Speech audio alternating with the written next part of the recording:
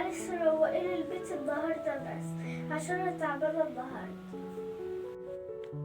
حاضر يا ماما، اعملي كل اللي انت عايزاه.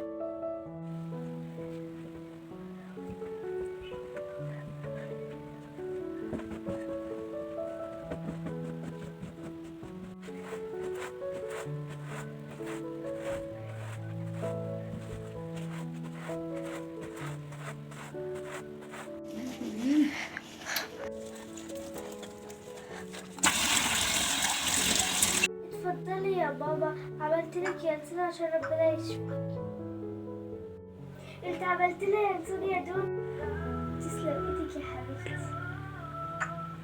يا حبيبتي يا دودو، انا هصلي وادعي لبابا ربنا يشفيها. يا رب يشفي لي بابتي يا رب. طيب يا بابا، انا كده خلصت كل شغل البيت، لسه عايزه حاجه مني تاني؟ ماشي يا حبيبتي، ربنا يرجعك. ازيكم يا اصدقائي، عاملين ايه؟ اتمنى الفكره تكون عجبتكم. ما تنسوش اللايك والشير والاشتراك. باي.